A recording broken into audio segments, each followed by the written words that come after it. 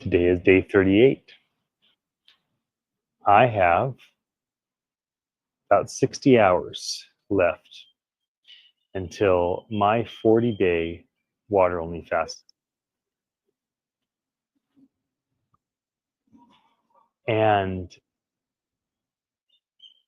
I had a plan of what I wanted to share with you today, and I think I'm just going to stick to it.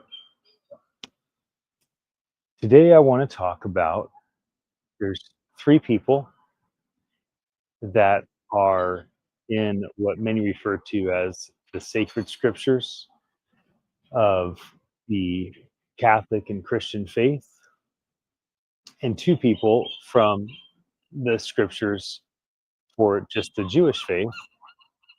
And so two of them is Moses and Elijah, and then the other is Jesus. So today I want to talk about Moses. Now, Moses is interesting in that um, even Islam refers to Moses as a prophet. Islam refers to different things that happened in Moses's life. They have a tremendous amount of honor for him. Islam, Catholicism, Christianity, and Judaism are all considered Abrahamic faiths. So, if you're not familiar with this, there's a man named Abraham. He left his family, became a wanderer, and in becoming a wanderer, uh, he had this vision that God would make his descendants as grand as the stars in the sky, as many descendants as the sand on all the seashores. Yet his wife and him waited so long to have a child, couldn't have a child, couldn't have a child, couldn't have a child. Finally, Sarah or Sarai says to Abram, I think Abram became Abraham and Sarai became Sarah. God has a thing about changing people's names. Jesus changed Simon's name to Peter. Jesus changed Saul of Tarsus' name to Paul. There's a lot to be said about that. One of my favorite movies, Jack Black, he's a poker player. He changes the name of one of his guys in his band. It's very powerful because it changes your identity. So Abraham's wife, Sarah, says, just take my maidservant and sleep with her. I think her name was Hannah, Hagar, something like that. So Abraham, being a dude, says, sounds good to me. And he sleeps with his wife's servant. And they have, I believe, Ishmael.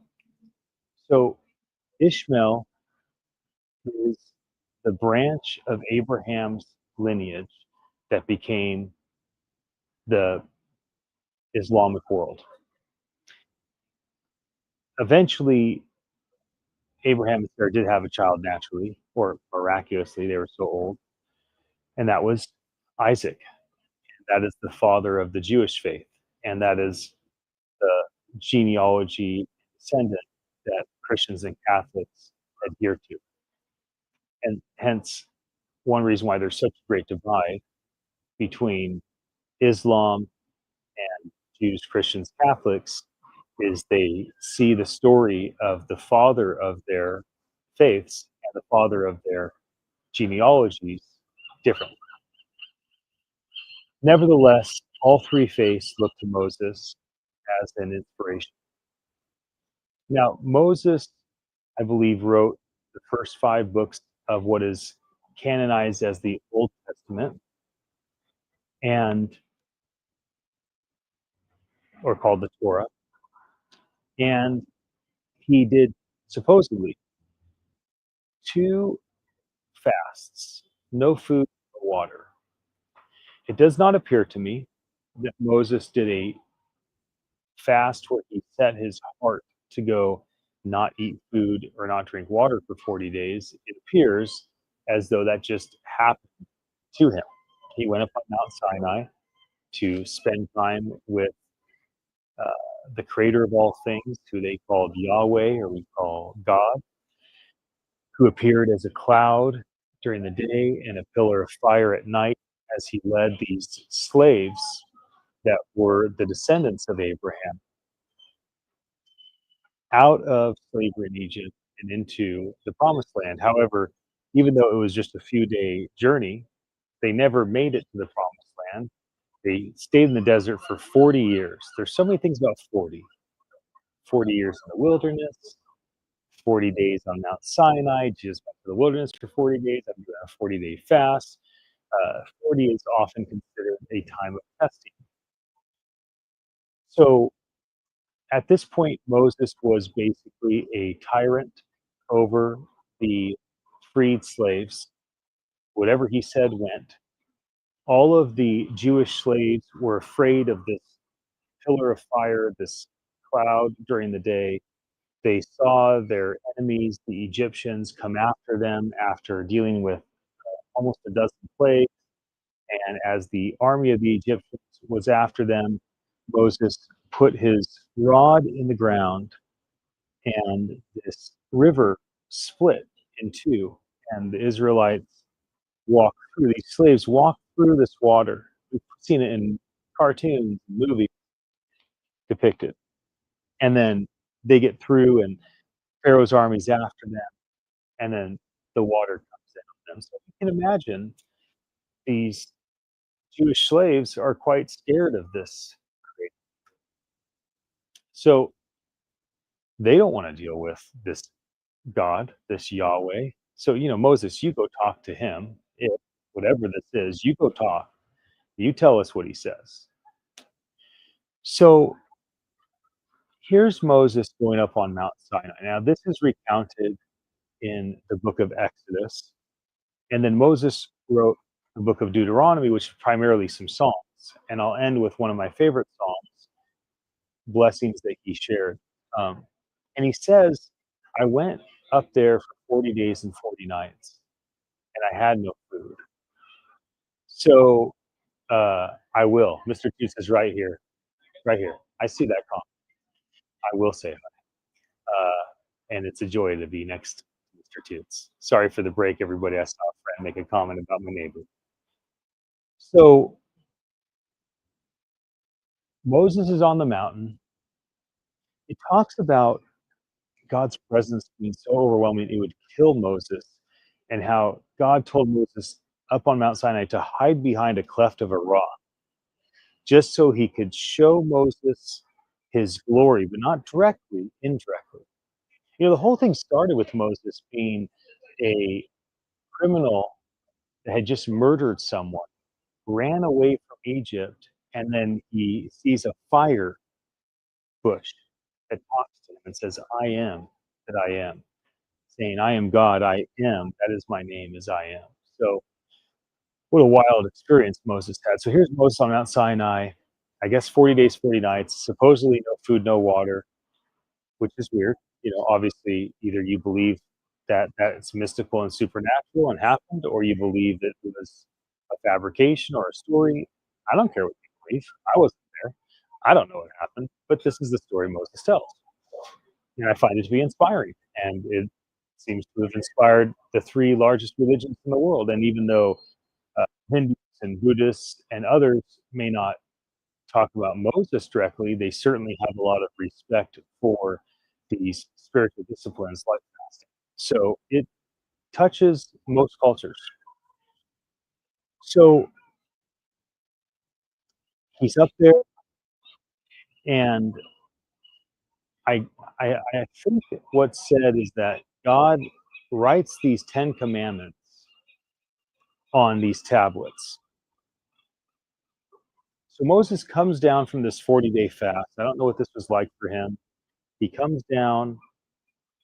I think he was glowing. And as he comes down, he sees all the Jewish Israelite slaves having an orgy or something like that.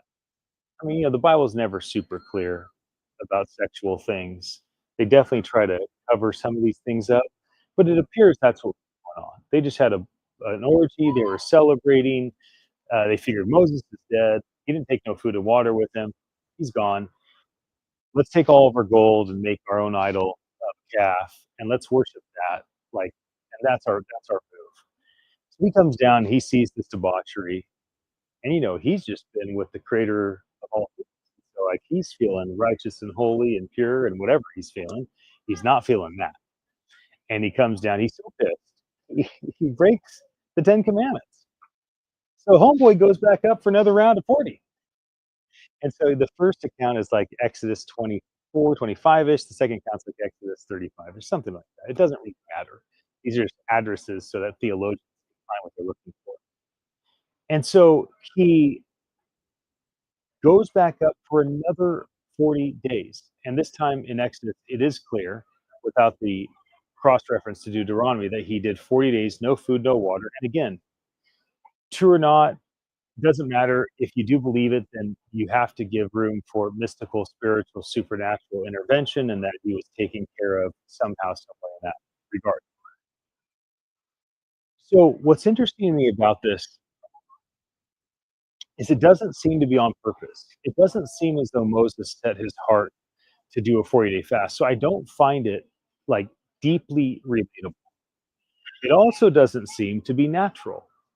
Since he had no food and no water, and he's sustained by God supernaturally in his recount, I also don't find it to be to make a lot of sense to me, right? Like I didn't go to a mountain. I'm not like with a burning bush. I'm not, you know, my life is the same the last 38 days. Like I still get up. I still help my wife make dinner for our family. I still take my boys to their schools. I still run two global businesses and have employees all over the place. Like I have a lot of responsibilities. None of that stuff went away. I am still responsible to do all the things that I must do. And my fast is my own personal decision that I choose this. And in that, I shouldn't make anybody else suffer just because I choose my own little path of suffering. So when I watch a lot of these experiences on YouTube of 40-day fasts, I find that, these people like stop their life for 40 days. They turn off their cell phone and they get off social media and they, like just like they dedicate their whole life to it. Or one guy live streamed his life for the entire 40 days, but he did nothing but just live stream himself reading books and things of that nature. So, you know, it is a very I couldn't explain to all of you how challenging it is to not consume calories for 40 days or 38 days up to this point. Um, and there's something about a human that wants to find something that they can relate to. And so I often have found athletic achievements or health achievements or, you know, business achievements or things of that nature that feel very tangible that I've hung on to that have allowed me to feel inspired. But with these stories like Moses's, I'm like inspired by it, but it doesn't feel very relatable. But I still think it's worth sharing, right? Because so many people look at this. What 3 billion people are probably Christians, Catholics, Jews, and Islamic and mystics that fall in the category of that arena. So it is fascinating. It's the first account of a 40-day fast, and he did it twice. So what I want to end with is a very well-known blessing slash song that he said in Deuteronomy, and this was done right before he died. So what's interesting about Moses is he takes the slaves out of slavery in Egypt, takes them to the promised land, but then wanders for 40 years, never makes it into the promised land, and instead, that whole generation died off in the desert. And before he died, he got to see them go into the promised land. So he got to see it happen, but he didn't get to experience it.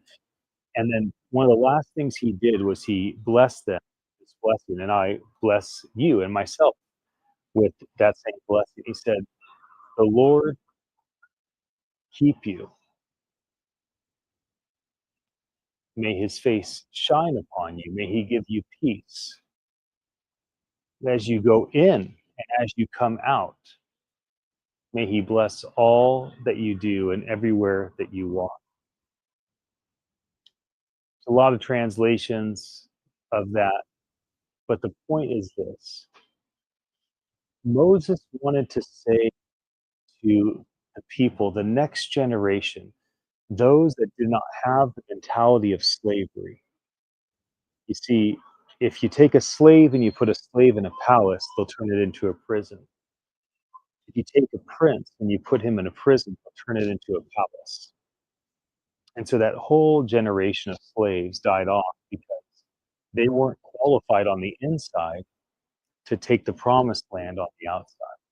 It required a next generation to be born as free men and free women and to have the mentality of freedom. Only they could go into the promised land and and bring the inside of their freedom to the outside. And as he sets them off before he passes away, he says, basically, everything that you do, whether you go in somewhere or you come out of somewhere, no matter where your foot touches, may you be blessed internally and may you be a blessing to others externally. And more than 2 40-day fasts on Mount Sinai, I see that blessing to be maybe the great thing that Moses left those that look to him as a leader, a prophet, or whatnot. And I find it to be deeply encouraging, always have, and I imagine I always will. I hope that is an encouragement to you. I hope to be back again with day 39 update. And after my 40 days, I'll likely continue to make some videos as I take 20 days to transition back to a normal rhythm of eating. And uh, I hope you enjoy the journey.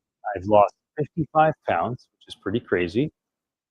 I imagine I'll probably lose another 25 or so in the next 20-ish days as I transition. And at the end of that, I'm shaving this beard. My wife's never seen a clean face, so I'm just letting this thing go straight homeless right now. So it's a big, shocking transformation when I do it. So if you've enjoyed the journey, you're with me live, thanks for your attention. If you're watching this at another time, tonight, tomorrow, in 10 or in 1,000 years from now, thanks for tuning in to my journey. I hope that you find it to be inspiring one way or another. Until I see you again, peace to all.